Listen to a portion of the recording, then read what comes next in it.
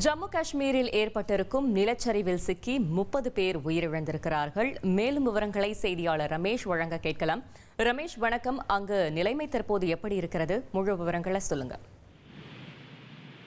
ஜம்மு காஷ்மீர் மாநிலம் கடந்த சில நாட்களாகவே பல்வேறு இயற்கை பேரழிவுகளுக்கு ஆளாகி வருகிறது. மிக அதிகமான கனமழையின் காரணமாக நிலச்சரிவு, மேக வெடிப்பு உள்ளிட்ட பல இயற்கை பேரிடர்களை தொடர்ந்து சந்தித்து வருகிறது. இந்த நிலையில்தான் ஜம்முவில் இருக்கக்கூடிய கட்ராவில் வைஷ்ணோ தேவி கோவிலுக்கு அருகே இருக்கக்கூடிய பகுதிகளில் ஏற்பட்ட நிலச்சரிவில் சிக்கி சுமார் 30 முதல் 31 பேர் உயிரிழந்திருக்கின்றனர். மேலும் 23 பேர் காயமடைந்திருப்பதாக தகவல் கிடைத்திருக்கின்றது. இந்த நிலச்சரிவுக்கான மிக முக்கியமான காரணம் அங்கு தொடர்ந்து பெய்து வரக்கூடிய கனமழையின் காரணமாகத்தான் இந்த நிலச்சரிவு ஏற்பட்டிருக்கின்றது.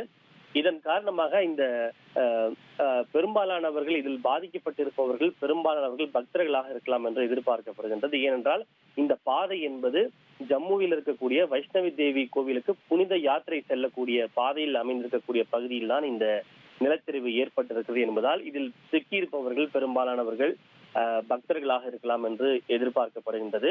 இடிபாடுகளில் கூட இன்னும் சிலர் சிக்கி இருப்பதாக அங்கிருந்து வரக்கூடிய தகவல்கள் தெரிவிக்கின்றன.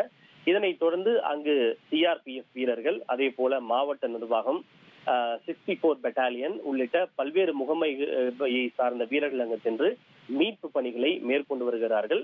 நேற்று மாலை கூட இதே கட்ரா பகுதியில் இந்திரபிரஸ்தா போஜனாலயா என்னும் பகுதியில் ஒரு சிறிய நிலச்சரிவு ஏற்பட்டது. அந்த நிலச்சரிவில் 5 பேர் பலியானதோடு 10 முதல் 11 பேர் காயமடைந்தனர். இந்த நிலையில்தான் இன்று மீண்டும் காலையில் ஏற்பட்ட இந்த நிலச்சரிவில் 30 பேர் பலியாகி இருப்பதாக தகவல் கிடைத்திருக்கின்றது. தொடர்ந்து இது போன்று அங்கு கனமழை பெய்யும் என்று வானிலை ஆய்வு மையம் எச்சரிக்கை விடுத்திருக்கின்றது. இதே போன்று அங்கு மழை நீடிக்கும் பட்சத்தில் மேலும் சில இயற்கை பேரிடர் ஏற்படுவதற்கான வாய்ப்புகள் இருக்கும் என்பதால் பொதுமக்கள் எச்சரிக்கையாக இருக்கும்படி அறிவுறுத்தல் வழங்கப்பட்டுள்ளது.